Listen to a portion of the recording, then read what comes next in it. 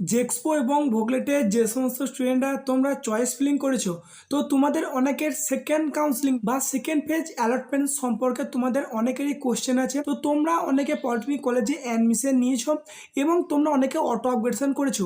তা সত্ত্বেও তোমাদের আজকে বিকেলে অনেকের মোবাইলে একটি মেসেজ দিচ্ছে।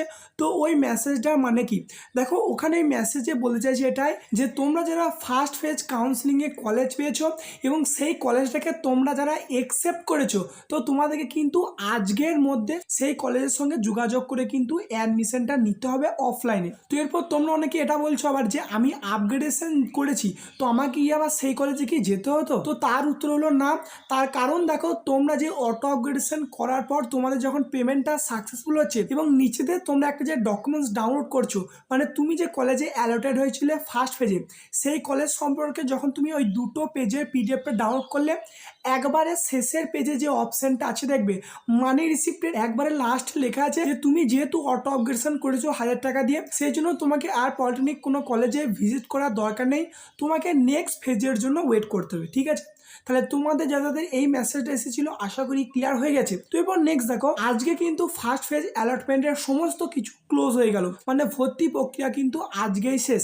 আজকের মধ্যে তোমরা যারা অ্যাডমিশন নিয়েছো খুবই ভালো, যারা অটো আপগ্রেডেশন করেছো তাদেরও জন্য ভালো, এবং যারা কোনো কিচ্ছু করনি তো তোমাদের কিন্তু আজকে সিটটা ক্যান্সেল হয়ে যাবে।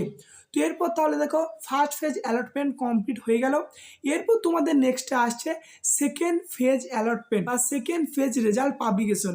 তো তোমাদের অনেকের কোশ্চেন হতে পারে যে তাহলে সেকেন্ড ফেজ অ্যালটমেন্ট কবে পাবলিশ হবে, তোমরা যে ফার্স্ট ফেজে অটো আপগ্রেডেশন করলে এই রেজাল্ট তোমাদের কবে পাবলিশ হবে, এবং তোমরা সেকেন্ড ফেজে যারা কলেজ পাবে তোমাদেরকে কলেজে কবে থেকে অ্যাডমিশন নিতে যেতে হবে, এবং তোমরা এই সেকেন্ড ফেজে কোন স্টুডেন্টরা কলেজ পাবে। তো এই সমস্ত সেকেন্ড ফেজ রিলেটেড তোমাদের অল ডাউট এই ভিডিওতে ক্লিয়ার করে দেবো।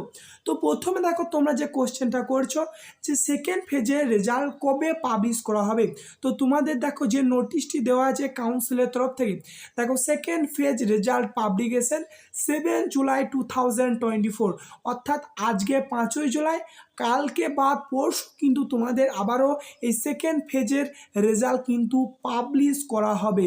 এবং তোমরা অনেকে কমেন্ট করতে পারো যে তাহলে কখন করাবে, সেটা কিন্তু বলা সম্ভব নয়, কাউন্সিল যখন খুশি পাবলিশ করতে পারে, তবে পাবলিশ করলে আমি কিন্তু তোমাদের আপডেট দিয়ে দেবো। এবং তোমরা অনেকে বলছো যে ফার্স্ট ফেজে তোমরা যারা আপগ্রেড করলে তোমরা রেজাল্ট কবে পাবে, দেখো এই সেকেন্ড ফেজের রেজাল্ট যেদিন পাবলিশ হবে সেই দিনই কিন্তু তোমাদের এই অটো আপগ্রেডেশনের রেজাল্টটা পাবলিশ হবে। দেখো তুমি ফার্স্ট ফেজে যে কলেজটা পেয়েছো অটো আপগ্রেডেশন করলে হয় তুমি তার আগের কলেজগুলো পাবে, না হলে ফার্স্ট ফেজে তুমি যে কলেজটা পেয়েছো সেই কলেজে কিন্তু তোমার রয়ে যাবে। তো এটা কিন্তু তোমার পুরো র্যাঙ্কের উপর ডিপেন্ড করছে বা কলেজের সিটের উপর ডিপেন্ড করছে।